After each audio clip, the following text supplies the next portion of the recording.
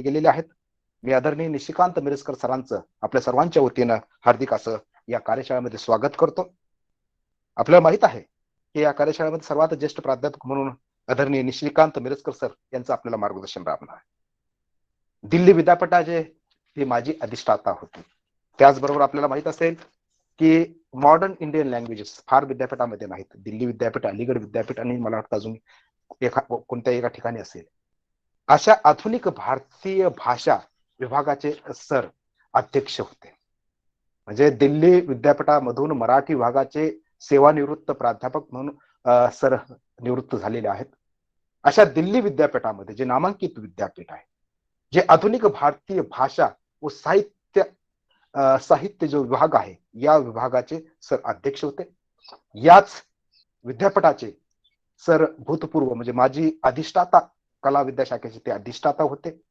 सरांचं जे अध्ययन, अध्यापन आणि संशोधनाचा जो विषय आवडीचा क्षेत्र होता ते तुलनात्मक भारतीय साहित्य आहे. सर आपल्याला सर्वांना माहित आहे, एक समीक्षक, कवी, अनुवादक, संपादक, वक्ता म्हणून संपूर्ण महाराष्ट्राला ते सुपरिचित आहेत. सरांनी 8 मराठीमध्ये ग्रंथ लिहिलेले आहेत, 7 हिंदी भाषेमध्ये लिहिलेले आहेत आणि 4 इंग्रजी भाषेमध्ये सरांचे ग्रंथ प्रकाशित झाले. म्हणजे मराठी, हिंदी, इंग्रजी या 3 भाषेवर प्रभुत्व असणारा आणि 3 भाषेमध्ये ग्रंथ लेखन करणारा एक सन्माननीय वक्ता आज कार्यशाळेला लाभलेला आहे. आजही आपण पाहतो की महाराष्ट्रातील, भारतातील सर्वच राज्यामध्ये सरांचे, निशिकांत मिरजकर सरांचे तुलनात्मक साहित्यावर व्याख्यान झालेले आहे. सर मलेशिया, लंडन, लेस्टर अशा विदेशवारीवर सर गेलेले आहेत, तिथेही त्यांनी व्याख्यानं दिलेली आहेत. सरांना समाजभूषण नामदेव समाजोन्नती परिषद पुणे यांचा पुरस्कार मिळालेला आहे. जीवन गौरव जे टांक क्षत्रिय सभा जालंधर हाही पुरस्कार त्यांना प्राप्त झालेला आहे. गुरुदत्त पुरस्कार इंद्रप्रस्थ भारती दिल्ली, मराठीचे जे गंगाधर गाडगे आत्मकथा हिंदी त्यांनी अनुवादित केलेला आहे. जोगळेकर पुरस्कार महाराष्ट्र साहित्य परिषद पुणे यांच्या वतीने त्यांना प्राप्त झालेला आहे. असे ऋषितुल्य व्यक्तिमत्व, ज्येष्ठ मराठीतील ज्येष्ठ प्राध्यापक असणारे निशिकांत मिरजकर सर म्हणजे तोलनिक साहित्यावर ज्यांचा हातखंडा आहे, ज्यांनी ग्रंथ प्रकाशित केलेला आहे, असे आदरणीय निशिकांत मिरजकर सर आता सेवानिवृत्त होऊन जवळपास 10-12 वर्षाचा कालखंड लोटलेला आहे. सर मी जेव्हा सरांशी संपर्क साधला तर सर म्हणे आता मी फार काळ लोटलेला आहे, म्हणजे व्याख्यान हे ते आता एक कालावधी जाऊन. मग सरांना विनंती केली की सर ज्यावेळेस आपण अलीगड विद्यापीठाचा आपला एक वेगळा ऋणानुबंध होता, म्हणजे दिल्ली आणि अलीगड हे 80 किलोमीटरचं अंतर होतं. सर अनेक वेळा मला वाटतं बोर्ड ऑफ स्टडीजचे मेंबर होते. विद्यापीठामध्ये आमच्या विद्यापीठामध्ये वेगळ्या प्राधिकरणावर सर आले होते आणि मुळात ज्यावेळेस तोलनिक साहित्याचा कोणत्याही विद्यापीठात उल्लेख केला जातो त्यावेळेस निशिकांत मिरजकर सर हे नाव आपल्यासमोर येतं. असे आदरणीय ज्येष्ठ विचारवंत, अभ्यासक, अनुवादक, कवी म्हणून सुपरिचित असणारे निशिकांत मिरजकर सरांना मी विनंती करतो की सर तोलनिक साहित्याचं संशोधन कशा पद्धतीने केलं गेलं पाहिजे या संदर्भात आपण आमच्या कार्यशाळेत मार्गदर्शन करावं. आदरणीय प्रोफेसर निशिकांत मिरजकर. दिल्ली विद्यापीठातून निवृत्त झालं हे आत्ताच सांगितलं. मुख्यतः मला भाषणांची सवय नाही आजकाल, बरेच दिवस झाले मी कुठेच भाषण दिलेलं नाही आणि त्यामुळं मी हे पुस्तक माझं आहे तौलनिक साहित्य याच्या आधारानच बोलणार आहे आणि या पुस्तकातून काही भाग वाचून पण दाखवणार आहे. याबद्दल आपण सर्वांनी समजून घ्यावं अशी विनंती आहे. यानंतर तौलनिक साहित्य ही एक नवीन ज्ञानशाखा असं म्हणता म्हणता बरीच वर्ष लोटली तरी सुद्धा अजून त्या ज्ञानशाखेचा पुरेसा विस्तार झालेला नाही आणि तिचा परिचय झालेला नाही असं आपल्याला दिसून येतं. विशेषतः महाराष्ट्रामध्ये तर या बाबतीत अगदीच नगण्य स्थिती आहे असं आपल्याला म्हणावं लागतं. त्यातल्या त्यात विद्यापीठीय क्षेत्रामध्ये या अभ्यासाला फार चांगली प्रतिष्ठा लाभलेली आहे. बरीच वर्ष जाधवपूर विद्यापीठामध्ये जाधवपूर विद्यापीठामध्ये या तौलनिक साहित्य या स्वतंत्र विभागाचं अस्तित्व हे प्रतिष्ठित झालेलं आहे आणि त्याच्या आधारे बरेच PhD चे ग्रंथ सुद्धा निर्माण झालेले आहेत. याबद्दल काहीच शंका नाही. त्या दुसरं म्हणजे या भाषेमध्ये या ग्रंथामध्ये मला असं दिसतंय की साहित्य भाषा साहित्य तौलनिक साहित्य हे तौलनिक साहित्याभ्यास या संस्थेचं संक्षिप्त रूप आहे. विश्लेषण, रसग्रहण आणि मूल्यमापन या समीक्षेच्या तिन्ही अंगांचा तौलनिक साहित्यात तुलना हाच त्याचा पाया असतो. या अभ्यास शाखेचा भारतातील समग्र इतिहास सांगून मी या ग्रंथामध्ये आदान प्रदान ही तौलनिक साहित्याची बैठक आहे. या आदान प्रदानाचं विविध पैलू या पुस्तकामध्ये मी सोदाहरण स्पष्ट केलेले आहेत. राष्ट्रीय साहित्य आणि विश्व साहित्य या तौलनिक साहित्याच्या संकल्पना या मध्ये मी विशद केलेल्या आहेत. या राष्ट्रीय साहित्य म्हणजे एखाद्या राष्ट्राचं जे काही साहित्य असतं त्याचा देशभक्तीशी काही संबंध नाही. त्या राष्ट्रातल्या लोकांचा अनुभव घेण्याची जी क्षमता असते त्याचा वर्णन करून त्याच्या आधारे लिहिलेलं साहित्य ते राष्ट्रीय साहित्य होय. तेव्हा विश्व साहित्यामध्ये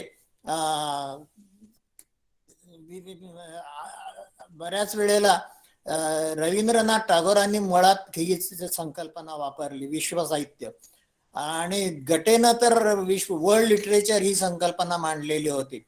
तेव्हा या विश्व साहित्यामध्ये सगळ्या जगातल्या साहित्यापैकी भाषेचे साहित्य कक्षा ओलांडून त्यामध्ये सगळ्यात जगातल्या निवडक साहित्यांचा समावेश या विश्व साहित्य या संकल्पनेत केलेला आहे. विश्व साहित्य ही संकल्पना गटेनं पहिल्यांदा मांडली वर्ल्ड लिटरेचर मध्ये, आणि त्यांना असं सांगितलं की जॉन ड्रायडन पहिल्यांदा ही संकल्पना मांडलेली होती. त्या poetry of professor of poetry या पदावरून भाषण करताना उद्घाटनाच्या भाषणामध्ये त्यांनी असं म्हटलं होतं की no single event, no single literature is adequately comprehended unless it is compared with other events and other literatures. तेव्हा या सगळ्याचा साकल्यानं असा विचार करता आपल्याला असं म्हणता येईल की या एकमेकांच्या तुलना विविध भाषांमध्ये व्यक्त झालेल्या भाषा साहित्याची तुलना करून त्याच्या आधारे काही एक शिल्प साहित्य आणि कला यांचा साहित्य आणि संगीत यांची तुलना सुद्धा अभिप्रेत असते. विशेषतः जी फ्रेंच शाखा आहे साहित्याची तौलनिक साहित्याची, त्यामध्ये अनुवादाला महत्व दिलेलं असतं आणि विशिष्ट साहित्याचा तुलना करण्याला महत्व दिलेलं असतं. तर अमेरिकन साहित्यामध्ये अमेरिकन शाखेमध्ये या सगळ्या विविध कलांचा समावेश केलेला असतो आणि त्या साहित्य आणि तत्वज्ञान साहित्य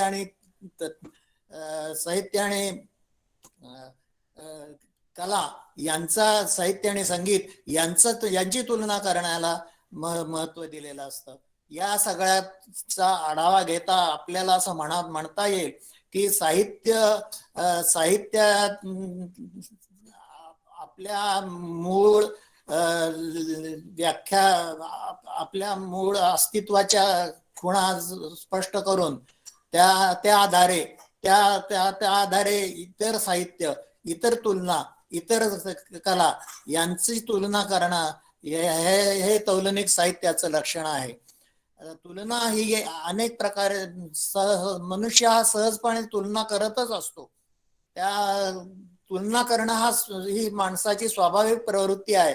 आपण एखाद्याला म्हणतो की तो महाराष्ट्राचा शेक्सपियर आहे किंवा महाराष्ट्राचा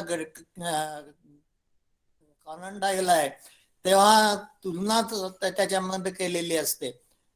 आपल्याला अभिप्रेत असते तुलना. जरी आपण प्रत्यक्ष तुलना हा शब्द वापरला नसला तरी आपल्याला ती अभिप्रेत असते. या या या आधारे आपल्याला तुलना तुलना तुलना हा साहित्याचा आधार आहे असं म्हणता येईल. अनेकांनी अनेक प्रकारे तौलनिक साहित्याची व्याख्या केलेली आहे, पण त्यातल्या त्यात आनंद पाटील यांची व्याख्या ही शब्दबंबाळ आणि बोजड असली तरी जास्त समर्पक आहे असं मला वाटतं. त्यांनी असं म्हटलंय की आपल्या अस्तित्वाच्या सीमारेषा आधी पक्क्या आखून त्या आधारे इतर साहित्य, इतर कला यांची तुलना करणं हे साहित्याचं, तौलनिक साहित्याचं गमक आहे.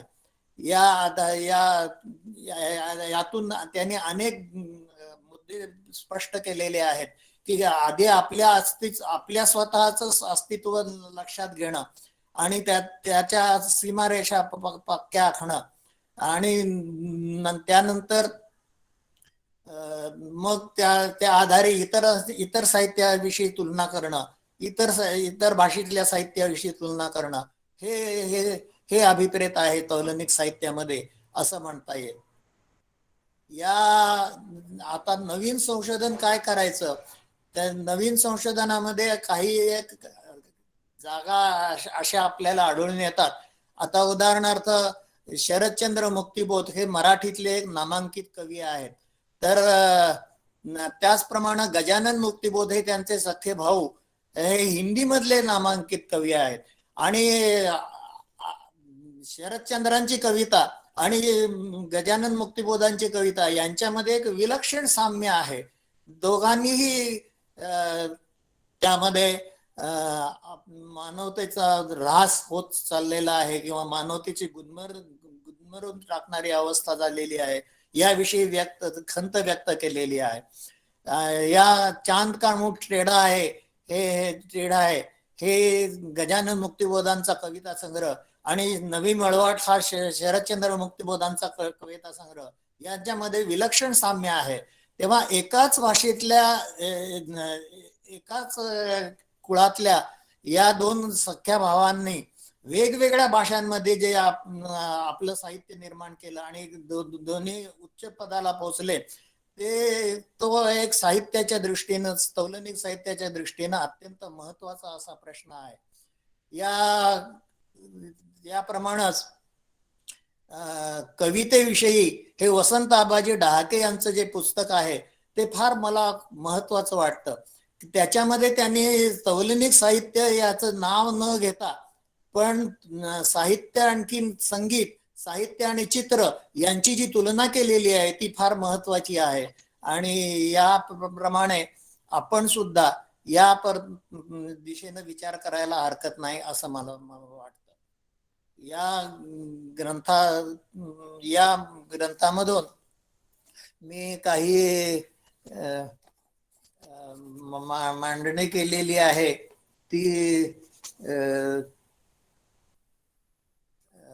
ती आपण वाचा, म्हणजे आपल्याला तौलनिक साहित्यातल्या नव्या विचार याचं प्रत्यय येईल. काही भाग मी त्यातला वाचून दाखवतो. त्यांनी मादाम बावरी हे साहित्य, फ्रेंच कादंबरी आणि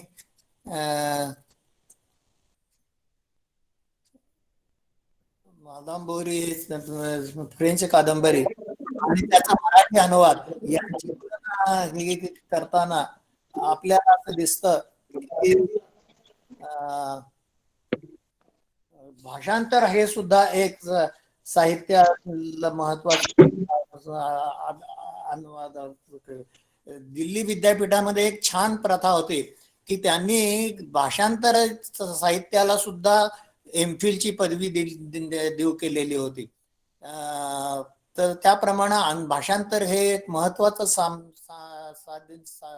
साहित्य आहे असं मानायला हरकत नाही.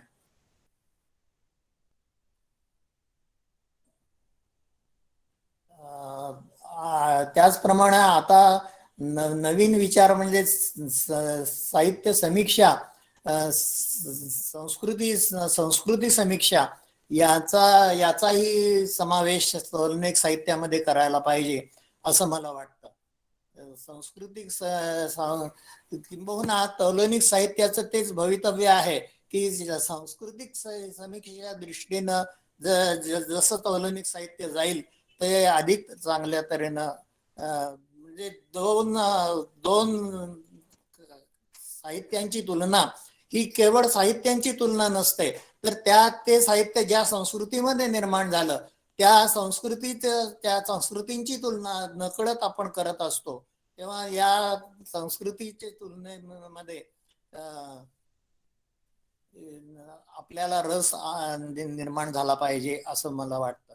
तेच तौलनिक साहित्याचं भवितव्य आहे. अन्यथा तौलनिक साहित्याला काही भवितव्य नाही असं म्हणायला हरकत नाही. तौलनिक साहित्य हे याची व्याख्या करण्याचा अनेकांनी प्रयत्न केलाय, हे मी मगाशी सांगितलंच. वसंत वापटांनी हेनरी रेमाक याची जी व्याख्या आहे त्याची टवाळी केलेली आहे.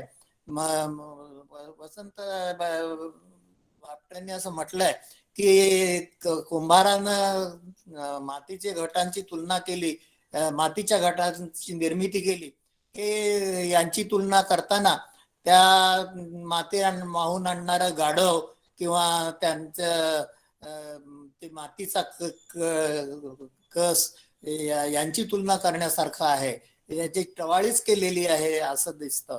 तेव्हा या अशा प्रकारची टवाळी करण्याचं काही कारण नाहीये. हेनरी रेमार्कनं फार चांगलं महत्वाचं असं सांगितलेलं आहे की संस्कृती अनुभवाच्या आधारे अनुभव साधर्म्यातून साधर्म्य वैधर्म्य आणखीन यांची तुलना करणं हे महत्वाचं आहे. की तौलनिक साहित्याचा पाया हा साधर्म्य आणि वैधर्म्य यांच्या तुलनेत असतो.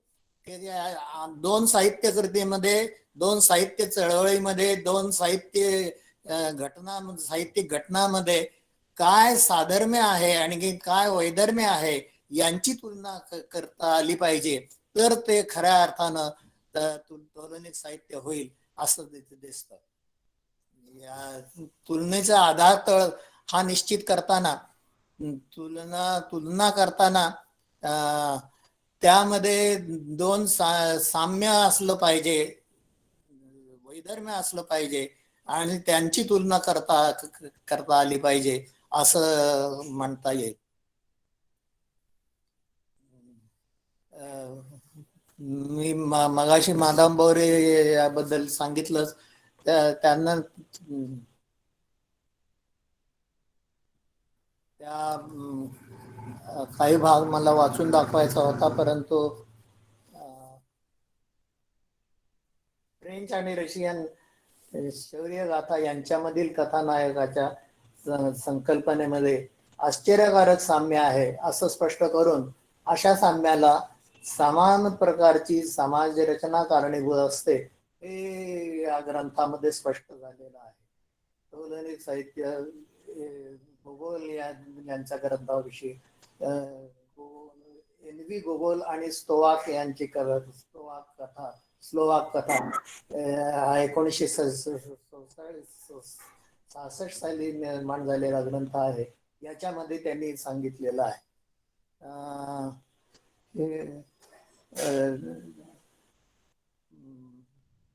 1932 मध्ये बुडापेस्ट इथं तौलनिक साहित्य परिषद भरली. त्याआधी स्टालिनच्या काळात तौलनिक साहित्याला उच्चभ्रू सर्वदेशीयवाद कॉस्मोपॉलिटनिझम ठरवून त्याच्यावर बंदी घालण्यात आलेली होती. त्या बंदीनंतर प्रथमच ही परिषद भरली होती. मार्क्सवादी साहित्यशास्त्र तौलनिक साहित्य पद्धती असूच शकत नाही असा ठराव या परिषदेत संमत करण्यात आला. तौलनिक भारतीय साहित्यामध्ये जो आशावाद, जो आशय सूत्रांचा, आकृतिबंधांचा आणि प्रवृत्तींचा अंतर्निहित एकतेवर भर दिला जातो, त्याचे अंशतः कारण म्हणजे आपल्या बहुभाषिक आणि बहुधर्मीय संस्कृतीमध्ये एकतेचा अपरिहार्य धागे शोधण्याची बुद्धिवंतांची चिंता हे आहे असं शिशिर कुमार दास यांना वाटतं. पाश्चात्य लिखित वाङ्मय महाकाव्याचे बांगलावर कलम करताना मधुसूदन दत्तांनी एका विशिष्ट जाणीवेनं संस्कृत महाकाव्याकडे जाण्याची गरज भासली. या नाटकाच्या बाबतीत त्यांना असंच मानावं लागतं.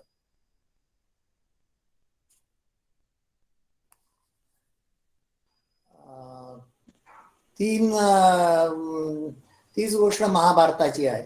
पंप कवीनं 12व्या शतकात रचलेलं पंप भारत हे अथवा विक्रमार्जुनीयम हे संस्कृतेतर भारतीय भाषातील पहिलं महाकाव्य. हे गद्यपद्य मिश्रित चंपू काव्य आहे. महाभारताच्या मुख्य कथावस्तूला न बिघडवता महाभारताचे संक्षिप्त पंपांनी सादर केलेलं आहे. परंतु त्यांनी केवळ अर्जुनाला या कथेचा मुख्य नायक बनवलेला आहे. परिणामतः द्रौपदी केवळ अर्जुनाची पत्नी असल्याचं दाखवणं आणि तरीही द्रौपदीच्या अपमानाचा सूड घेण्यासाठी भीमानं अर्जुनानं नव्हे भयंकर घोर प्रतिज्ञा करून ती पार पाडणं या महायुद्धातील असल्या अघटित गोष्टी पंपांनी रंगवलेल्या आहेत. आपल्याकडे जे पांडव प्रताप हा श्रीधर कवींचा ग्रंथ आहे, याच्यामध्ये सगळ्या अशाच तऱ्हेच्या घटना आपल्याला दिसून येतील. अर्थात त्याच्यामध्ये द्रौपदी केवळ अर्जुनाची पत्नी दाखवलेली नाहीये, परंतु याचा तुलनात्मक साहित्याचा आपल्याला अभ्यास करता येईल. सांस्कृतिक सापेक्षवादाच्या यशस्वीतेची उदाहरणं देताना स्वपन मुजुमदार यांनी दाखवलेलं शुक्रो आणि भगिनी निवेदिता यांचं उदाहरण दिलेलं आहे. संस्कृती अभ्यास ही कुठल्याही रामबाण उपाय सुचवणारी विद्याशाखा आहे, विद्याशाखा नाही, ती सुटसुटीत व्याख्या केलेली आहे, पद्धतीप्रमाणे नाही. 20व्या शतकाच्या मध्यावर कागदोपत्री वसाहतीचे अस्तित्व संपलं. स्वतंत्र राष्ट्र वसाहतवादाच्या सावलीत खुरटू लागली. भारतीय बहुसंस्कृतीवादाला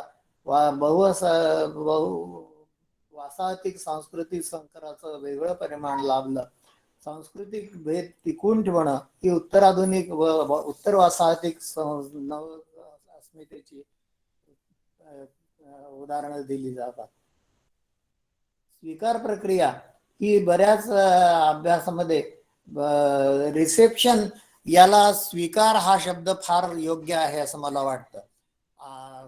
वसंत आपटांनी फार दुसरा शब्द वापरलेला आहे, पण तो त्यापेक्षा स्वीकार आपल्याकडे आहे ते त्या अनुरोधानं एखाद्या गोष्टीचा प्रक्रिया स्वीकार करणं हे महत्वाचं आहे.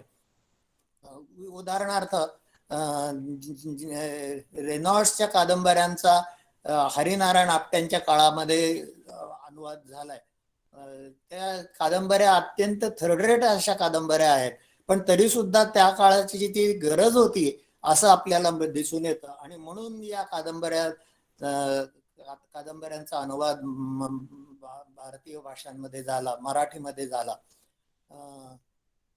मंजू ओषा, रत्नप्रभा वगैरे कादंबऱ्यामध्ये जे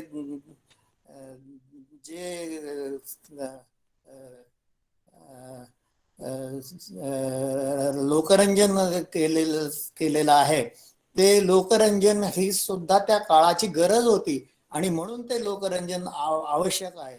खांडेकरांच्या बाबतीत असंच म्हटलं जातं.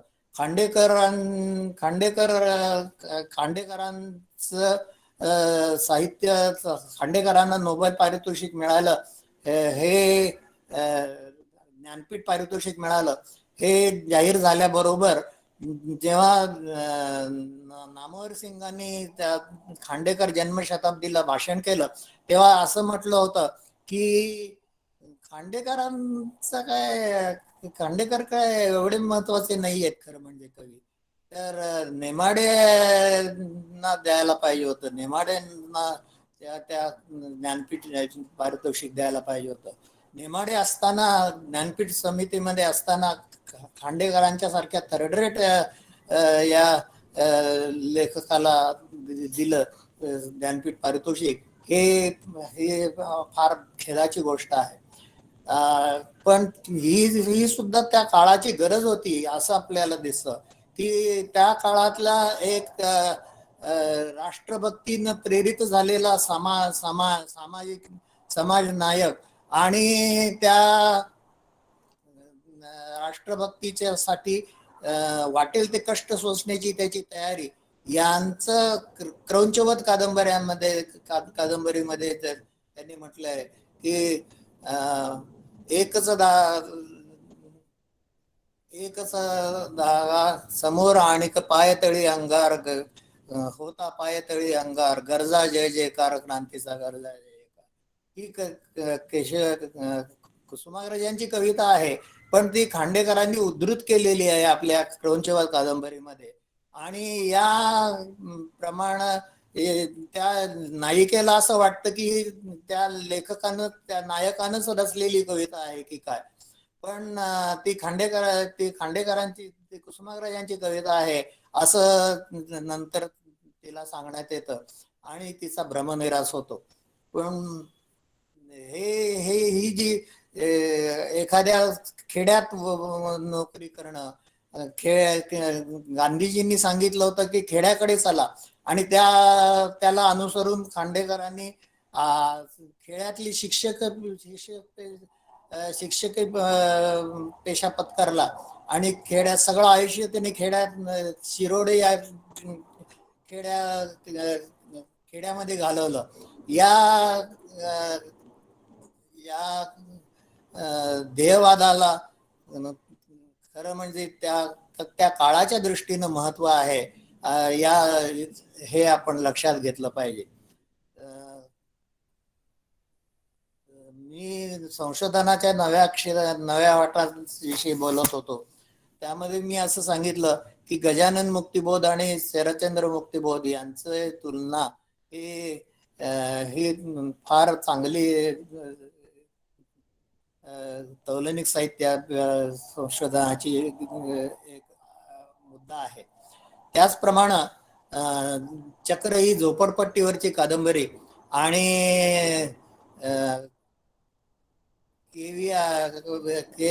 के राव यांची कादंबरी, याच्यामध्ये आणि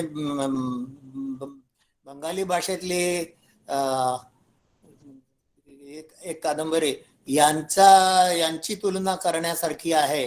या समान असं त्या झोपडपट्टीतल्या जीवनाचं समान असं चित्र याच्यामध्ये दिसून येतं आणि त्या आधारे या कादंबरीत कसं आहे, या कादंबरीत कसं आहे, याची आपल्याला तुलना करता येईल. काव्याच्या क्षेत्रामध्ये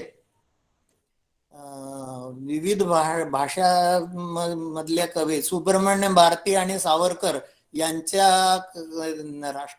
राष्ट्राभिमानानं प्रेरित झालेल्या कविता यांची तुलना करण्यासारखी आहे. की सुब्रमण्यम भारती यांच्या तमिळ कवितेमध्ये काय देशीवादाचं प्रत्यंतर आहे आणि सावरकरांच्या राष्ट्रीय कवितेमध्ये काय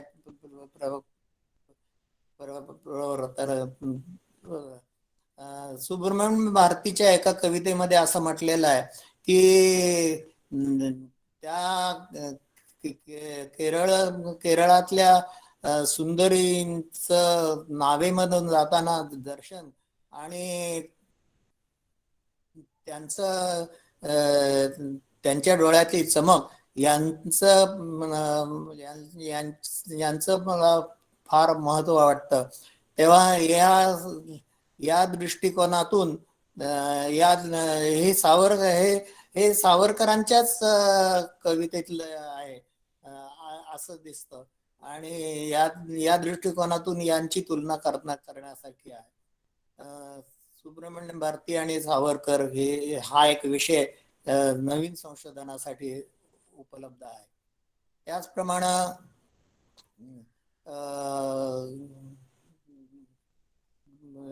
खेड्यातल्या परिस्थितीचं चित्रण करणारी चक्रसारखी कादंबरी, आणखीन बंगाली कादंबरी गंगा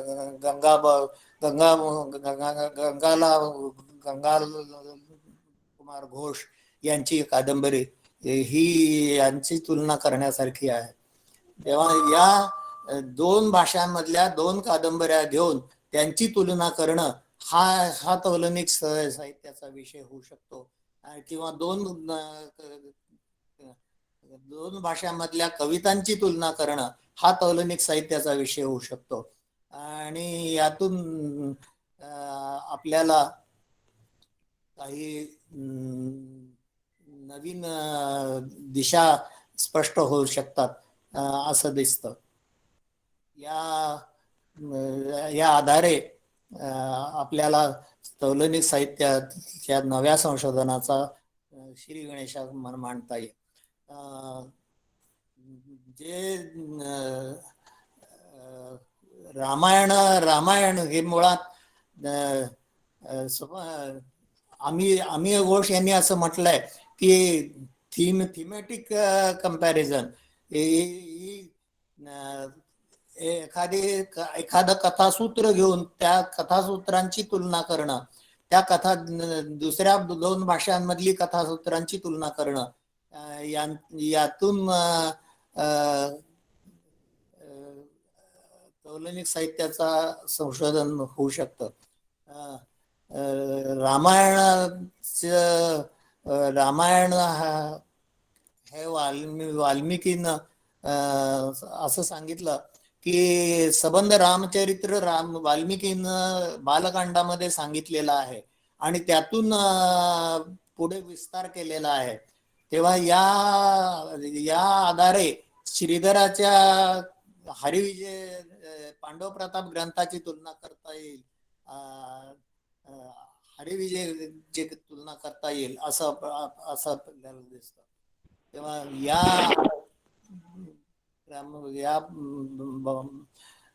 भाषेतून या तुलनेतून काही नवीन चित्र साकार होण्याची शक्यता आहे असं दिसतं.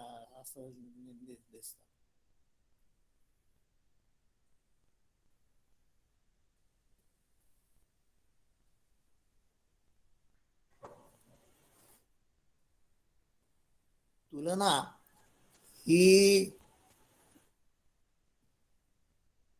हा तौलनिक साहित्याचा पाया आहे हे मगाशी मी सांगितलंच. तुलनेतून दोन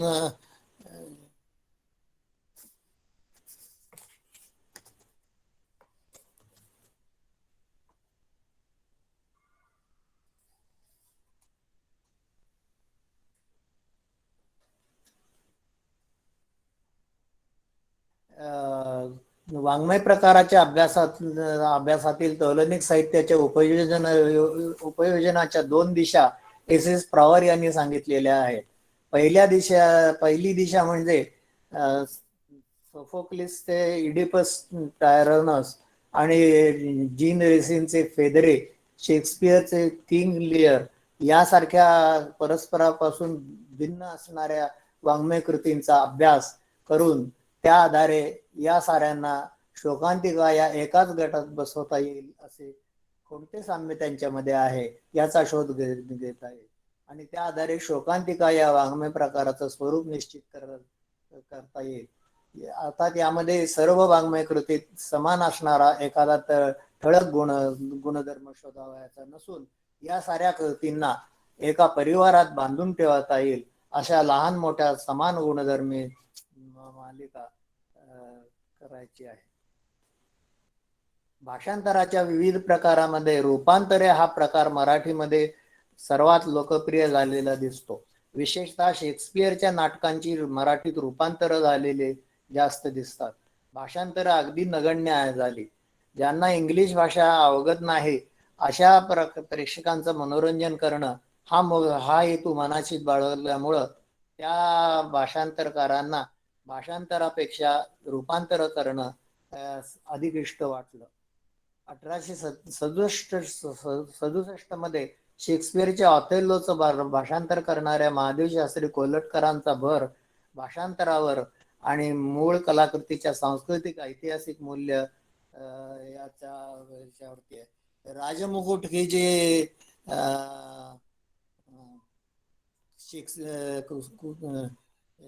शिरवाडकरांचं नाटक आहे याच्यामध्ये सुद्धा मुळातलं वातावरण तसं ठेवण्याचा प्रयत्न केलेला आहे. आता भाषांतरामध्ये दोन प्रकार असतात.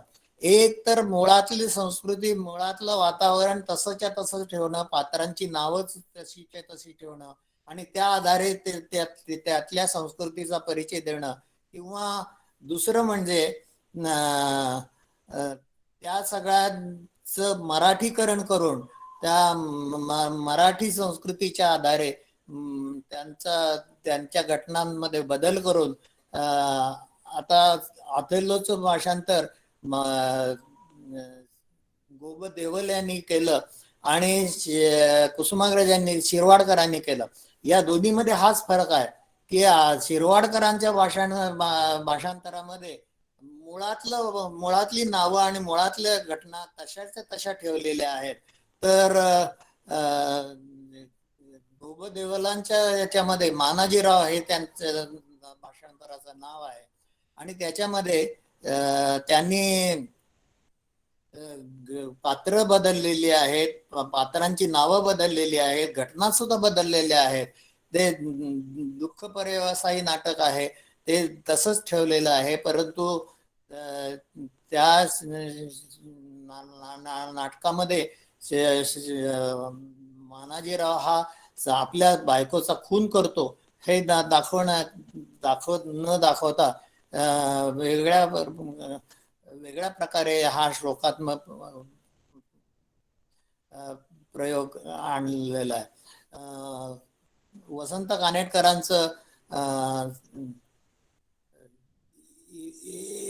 इथे मृत्यू ओशाळला नाटक हेही या नाटकांमध्ये याच्यामध्ये घेता येईल की त्याच्यामध्ये त्या बदललेल्या पात्रांचं अभिव्यक्ती आणि तिनं गच्चीतून उडी टाकून आत्महत्या केली असं दाखवलेलं आहे आणि प्रत्यक्ष खून दाखवलेला नाही. तर नाटकामध्ये एक प्रकारचं संकेत असतात, भरताने ते संकेत घालून दिलेले आहेत की प्रत्यक्ष वध दाखवायचा नाही नाटकामध्ये. कृष्णाजी प्रभाकर खाडेलकर यांचं सवाई माधवरावांचा मृत्यू हे नाटक आणि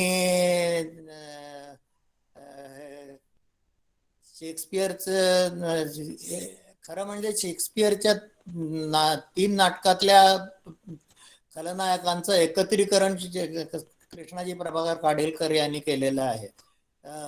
त्या मॅकबेथ मधला यागो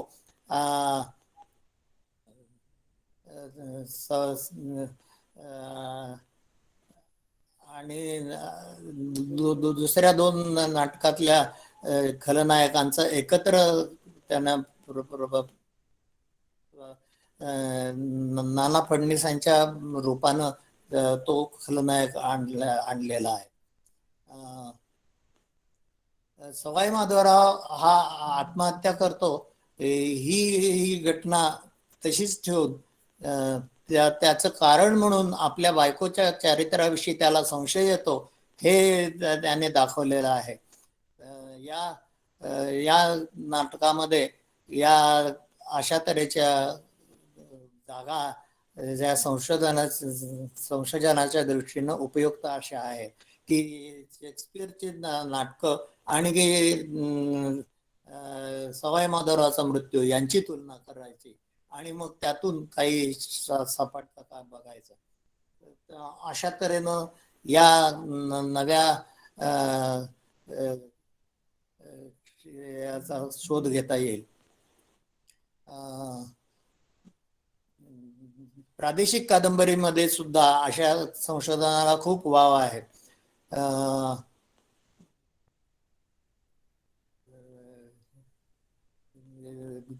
यांची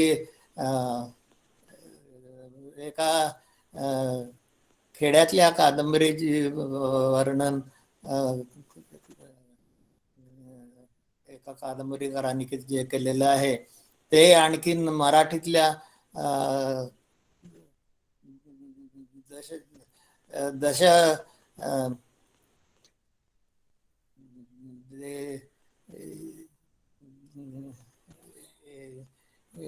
गोष्ट याची गोष्ट असं सुषमा करगल यांनी त्याचा अनुवाद केलेला आहे. तेव्हा तो अनुवाद आणि मूळ नाटक यांची तुलना करणं आणि दादा धर्माधिकारी यांनी त्याचा मूळ अनुवाद केलेला आहे. तेव्हा तो आणखी सुषमा करगल यांचा अनुवाद यांची तुलना करणं हे महत्वाचं आहे. त्यातून काही दागेदोरे आपल्या हाती लागू शकते असं दिसतं. या सगळ्याचा आढावा घेऊन या कादंबरीविषयी आपल्याला मत बनवता येईल, भाषांतराविषयी मत बनवता येईल. या संशोधनाच्या क्षेत्राला फार महत्व आहे असं मला दिसून येतं.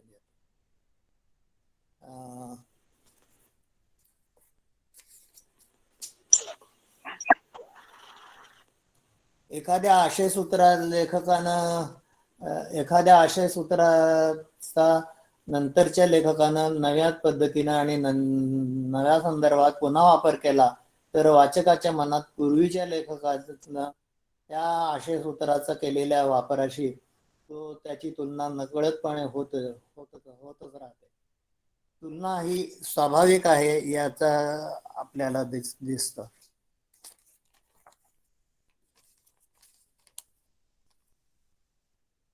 मॅथ्यू आर्नोल्डनं 1848 मध्ये आपल्या बहिणीला लिहिलेल्या पत्रात पहिल्यांदा तौलनिक साहित्य ही अगदी सहजगत्या ही संज्ञा वापरली होती. तथापि 1920च्या सुमारास अभ्यासाच्या संदर्भात ती गंभीरपणे वापरली लागली असं दिसतं.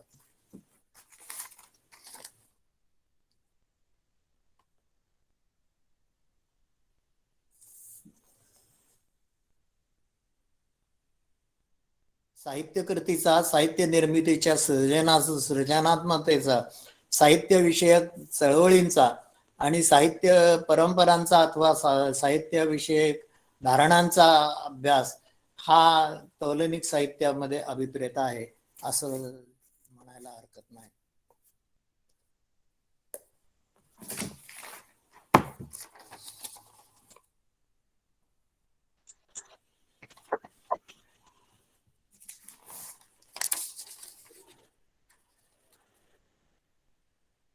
तौलनिक साहित्य ज्ञानशाखा हे आपण सांगितलं.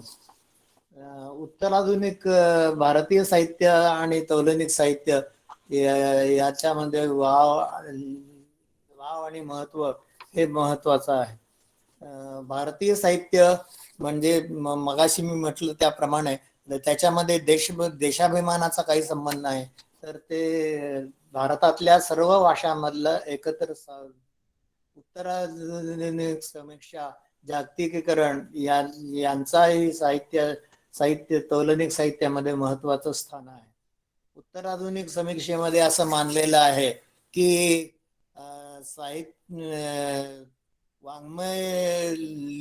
वाङ्मयकृती लिहून झाली की त्या लेखकाचा त्याच्याशी संबंध संपतो आणि मग तो एखाद्या वाचकाप्रमाणे स्वतंत्रपणे त्या त्या कलाकृतीचा आस्वाद घेऊ शकतो. त्याप्रमाणे लेखक एक्झिट ऑथर ही कल्पना उत्तर आधुनिक समीक्षेमध्ये मांडलेली आहे. त्या एक्झिट ऑथरच्या दृष्टिकोनातून इच्छामरण आणि त्याचा अनुवाद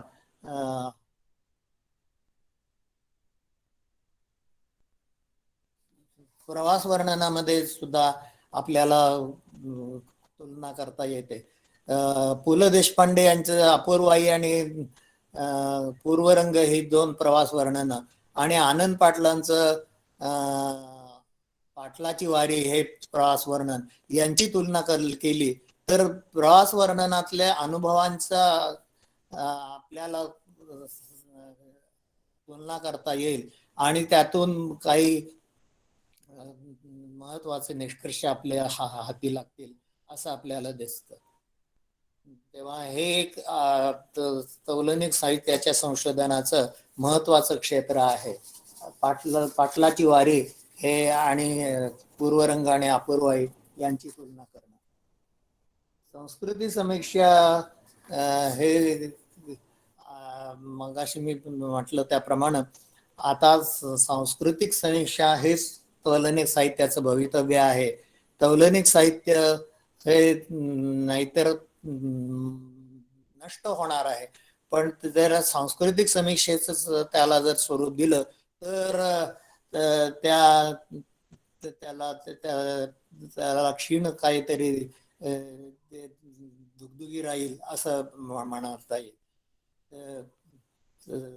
मगाशी मी म्हटलं त्याप्रमाणे की साहित्याचा अनुभव हा विशिष्ट संस्कृतीतून घेतलेला असतो आणि त्या संस्कृतीच्या परिपाकातून त्या अनुभवाचं प्रेक्षण केलेलं असतं त्या साहित्य कृतीमध्ये.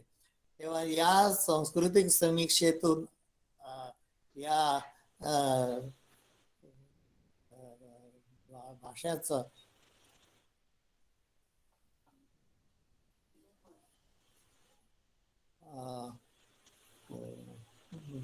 संस्कृती या साहित्य कृतीची तुलना करणं हे महत्वाचं आहे.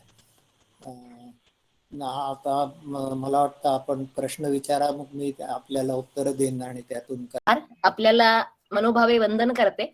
औरंगाबादच्या सरस्वती भुवन कला वाणिज्य महाविद्यालयातून बोलते वृंदा देशपांडे जोशी. एक छोटासा प्रश्न आहे. एकभाषिक साहित्य कृतींचा तौलनिक अभ्यास होऊ शकतो का होऊ शकत नाही? धन्यवाद. साहित्य कृतींचा तौलनिक अभ्यास खरं म्हणजे होऊ शकत नाही, कारण दोन वेगळ्या भाषातील साहित्यांची तुलना हेच साहित्य कृतीच्या तुलनेचं बेस आहे आणि त्या आधारे एका आता महाराष्ट्रामध्ये तुकाराम आणि शांता शेळके यांची तुलना यांचा अशा तऱ्हेचे पेड प्रबंध झालेले आहेत, पण ते सगळे चुकीचे आहेत. या अशी तुलना होऊच शकत नाही. दोन भाषा वेगळ्या असणं हे अगदी आवश्यक आहे. भाषाशास्त्रात भाषा तौलनिक साहित्याच्या दृष्टीनं अत्यंत महत्वाचं असं बेसिक सूत्र आहे. विजय केसकर बोलतोय. इडिपस रेक्सचा उल्लेख आला, सॅपोलक्सचा, आणि ती जी ट्रॅजेडी आहे त्या ट्रॅजेडीचा आणि आपल्याकडे असणाऱ्या महाभारताचा याचा तौलनिक अभ्यास व्हायला पाहिजे असं माझं मत आहे. या दोघांच्या साम्यस्थळावरून आपल्याला याची तुलना करता येऊ शकेल का, किंवा असं काही संशोधन झालेलं आहे का? इडिपस रेक्स आणखीन नेमाड्यांच्या कादंबऱ्या यांची तुलना आनंद पाटलांनी केलेली आहे आणि त्या दृष्टीनं इडिपस रेक्सच्या आनंद पाटलांच्या कादंबऱ्यामध्ये अनेक चुका दाखवलेल्या आहेत. त्याच्यामध्ये पण महाभारताचा तुम्ही म्हणता तसंच त्याची तुलना करता येईल, काही हरकत नाही. हॅलो, वाघ सर. हा सर.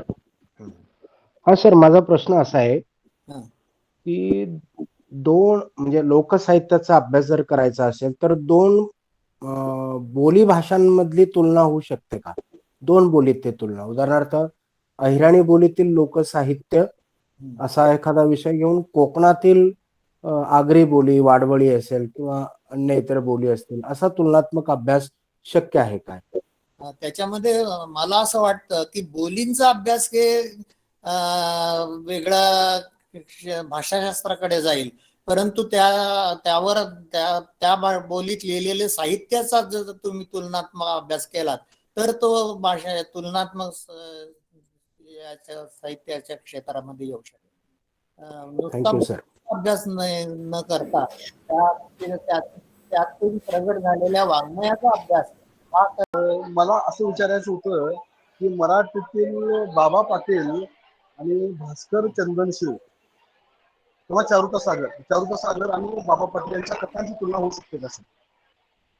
नाही, तौलनिक तुलना होऊ शकेल, पण ते तौलनिक साहित्याच्या क्षेत्रामध्ये येणार नाही, कारण दोन वेगळ्या भाषांमध्ये साहित्यकृती जर घेतल्या तुलनेसाठी तरच ते तौलनिक साहित्याच्या क्षेत्रामध्ये येऊ शकते. अन्यथा एका भाषेमधले तुलना आपण करतोच नेहमी, त्याच्यामध्ये काय तौलनिक साहित्याला बरीला काढण्याचं कारण नाही. तौलनिक साहित्य आता नागपूरचे राजेंद्र नाईकवाडे यांनी दोन एकाच भाषेतल्या दोन कादंबऱ्यांची तुलना केलेली होती, पण मी त्यांना त्यांच्या वायवा घेताना त्यांच्या प्रबंधातनं तौलनिक साहित्यात तौलनिक अभ्यास हा शब्द काढायला लावला, कारण ती तौलनिक अभ्यास होऊ शकत नाही असं मला वाटतं. धन्यवाद सर. सर बोलू शकतो का? बरं. हा नमस्कार सर. दोन संस्कृतीचा अभ्यास होऊ शकतो का सर? दोन संस्कृतीचा अभ्यास होऊ शकतो का?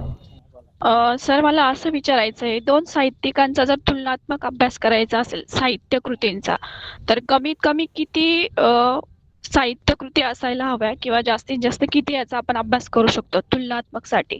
त्यांनी दोन तरी असायलाच हव्यात, आणि पेक्षा जास्त असल्या तर उत्तमच आहे. आता दिल्ली विद्यापीठामध्ये जे माझ्या मार्गदर्शनाखाली प्रबंध झाले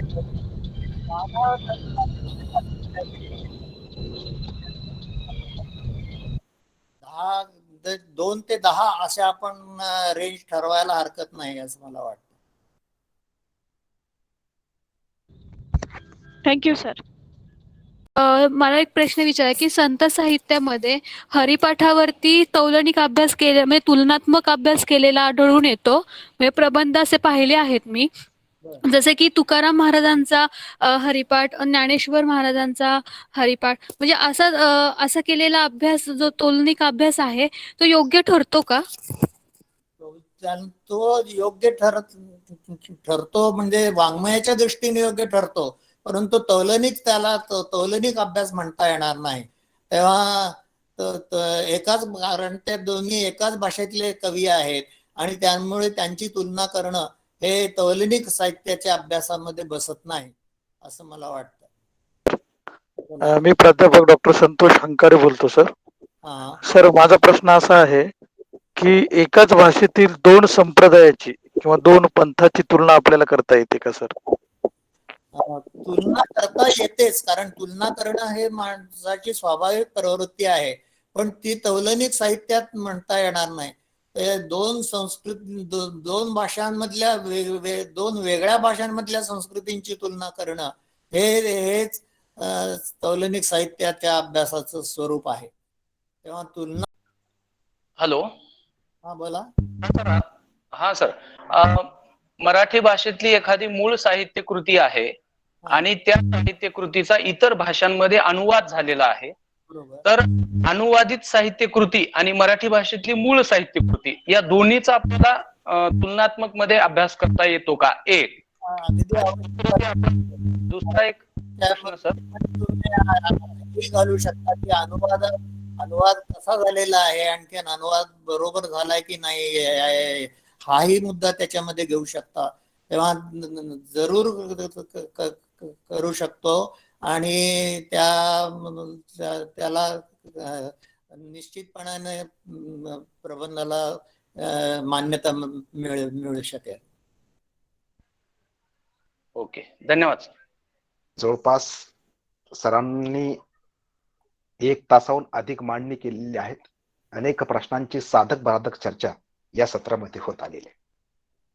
मी सरांचे मनपूर्वक असं याच्यासाठी आपण पाहिलं असेल की सरांचं वय जवळपास 80च्या घरामध्ये आहेत 80 आणि आहे, बरोबर. 80 म्हणजे जवळपास सर सेंट्रल युनिव्हर्सिटीमध्ये 65 वर्षाला रिटायर झालेले आहेत. म्हणजे 15 वर्षापासून म्हणजे अध्यापनाशी सर ची नाळ टुकलेली आहे आणि या वयामध्ये आधुनिक तंत्रज्ञानाशी जुळवून तोलनिक साहित्य संशोधन कशा पद्धतीने करायचं याची एक सूत्रबद्ध अशी मांडणी केलेली आहे. देश, काल, परिस्थिती, वय यानुसार सगळ्या गोष्टी बदलत असतात. पण सर्वांना मला जाणवत होतं की तोलनिक साहित्याच्या ज्यांचा हातखंडा आहेत असे निशिकांत मिरजकर सर, ज्यावेळेस मी त्यांचे संपर्क साधला, सरांनी स्पष्ट सांगितलं आता वय भरपूर झालेलं आहे, आधुनिक तंत्रज्ञान आहेत, या सगळ्या जोडून आपल्यासमोर मांडणं माझ्यासमोर एक आव्हान आहे.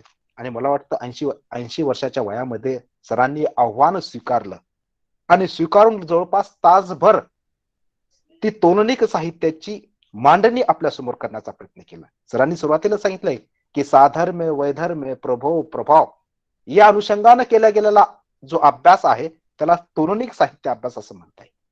आणि हे करत असताना 2 भिन्न भाषातील 2 लेखक, 2 भिन्न भाषातील कलाकृती, 2 भिन्न भाषातील कालखंड, 2 भिन्न भाषातील वाङ्मय प्रकार, 2 भाषेतील भिन्न काळातील कलाकृती, भाषांतरित अनुवादित साहित्य, रूपांतरित साहित्य, त्यांचा ठसा, त्यांचा प्रभाव, त्यांचं अनुकरण, त्यांची प्रवृत्ती, त्यांचे आविष्कार या अनुषंगाने आपल्याला तोलनिक साहित्याच्या कालखंडामध्ये आपल्याला संशोधन करता येईल. तोलनिक साहित्याची संकल्पना ज्यावेळेस मी MA ला असताना 2006 मध्ये अभ्यासत होतो, आम्हाला कोणतीही कला साहित्य यासवर उपलब्ध होत नव्हतं. पण आजच्या व्याख्यानानंतर माझी दिशा स्पष्ट झालेली आहे. अनेकांचे प्रश्न आले की मराठी भाषेतील 2 कादंबऱ्या, 2 लेखक, 2 भिन्न कालखंड याचा तोलनिक अभ्यास होऊ शकेल का? सरांनी स्पष्टपणे सांगितलेलं आहे की तोलनिक विद्याशाखेमध्ये, तोलनिक संशोधनाच्या कक्षेमध्ये हे संशोधन बसत नाही. पण आता तो प्रकार रूढ मराठी साहित्यामध्ये रूढ झालेला आहे. कोण विचारणार हो तोलनिक साहित्याच्या संदर्भामध्ये? विचारण्याचा अधिकार, विषय ठरवण्याचा अधिकार हा RRCचा असतो. आणि RRC झाल्यानंतर मग एकदा विषय तो मान्य झाला की त्याला कोण रोखणार आहे? मग तो बहिस्थ परीक्षकावरती जबाबदारी येते. पण तोलनिक साहित्याच्या ज्या कक्षा आहेत म्हणजे सर विल्यम जोन्स असतील आणि त्यांनी केलेली जी मांडणी आहे अशी सूत्रबद्ध मांडणी आपल्या समोर आदरणीय निशिकांत मिरजकर सरांनी ठेवलेली. मला मॅकॉलेचं एक उदाहरण आठवतं. मॅकॉले असं म्हटला होता की चांगल्या युरोपियन ग्रंथातील एखाद्या अलमारीत, म्हणजे त्याचं वाक्य आहे, चांगल्या युरोपियन ग्रंथालयातील एका अलमारीत जेवढं साहित्य आहे तेवढं प्रवक्त्यांच्या जे भारतीय भाषेतील जे साहित्य आहे त्याच्यामध्ये ती ताकद नाही. म्हणजे भारतीय भाषेला दिलेलं ते आव्हान होतं आणि हे आव्हान आम्हाला पेलायचं असेल तर तोलनिक साहित्याची आम्हाला ती तुलना करता आली पाहिजे. हे करत असताना सरांनी वेगवेगळी उदाहरणं दिली आणि ती उदाहरणं आपल्या समोर ठेवून आपल्या विषयाची एक सूत्रबद्ध अशी मांडणी केली. आदरणीय निशिकांत मिरजकर सरांचं तोलनिक साहित्य हे पुस्तक मला वाटतं उपलब्ध आहेत. आपण ते पुस्तक उपलब्ध करून घ्यावं. त्या पुस्तक वाचल्यानंतर आपल्याला तोलनिक साहित्याची निश्चितच दिशा या ठिकाणी मिळेल. मी पाहिलं की मी सुरुवातीला सांगितलं की सरांचं समीक्षेमध्ये महत्वपूर्ण असं योगदान आहे.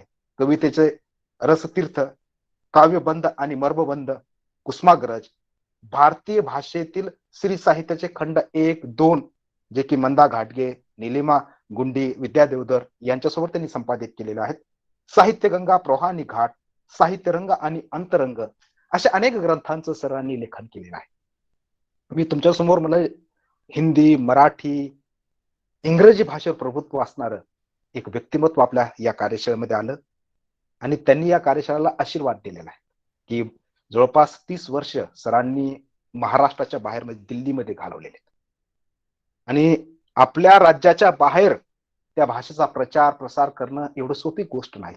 सरांचं आयुष्य, सरांचं कार्य अत्यंत महत्वपूर्ण असं हे कार्य आहे. म्हणजे ज्यावेळेस मी म्हंटल की सर रिटायर झाल्यानंतर दिल्ली विद्यापीठात अजून मराठी विभाग सुरू झालेला नाही. पण ज्यावेळेस रामचंद्र शिराज सर या ठिकाणी रिटायर झाले, रिटायर झाल्यानंतर अलीगडचा विभाग मराठी भाषा बंद पडते काय, तर ती पुन्हा चालू झाली पाहिजे म्हणून आदरणीय निशिकांत सरांनी प्रयत्न केले आणि मी या ठिकाणी आपल्या समोर आलेलो आहोत. म्हणजे भाषा वाढवण्यामध्ये एका भाषाप्रभूंचं योगदान महत्वपूर्ण आहे असे आदरणीय निशिकांत मिरजकर सर या सत्रामध्ये आलेत. तौलनिक साहित्याची एक सूत्रबद्ध मांडणी आपल्या समोर ठेवलीत. कार्यशाळेला एक आशीर्वाद त्यांनी या ठिकाणी दिलात. आपले सर मार्गदर्शन, आपला आशीर्वाद निश्चितच आमच्या पाठीशी राहील. मी आभार व्यक्त करणं, कारण मी वारंवार आपल्यामध्ये फोन करून कोण त्रास देत असतो, मार्गदर्शन घेत असतो. आपले आशीर्वाद, आपलं सहकार्य, आपली प्रेरणा आमच्या पाठीशी राहील ही अपेक्षा या ठिकाणी व्यक्त करतो. आणि तौलनिक साहित्याचं संशोधनाची दिशा हे सत्र या ठिकाणी संपलं असं मी जाहीर करतो. आणि नंतर आपले काही परिचय आणि काही सूचना असतील ते आपण देण्याचा प्रयत्न करूया. आदरणीय सर, खूप खूप धन्यवाद.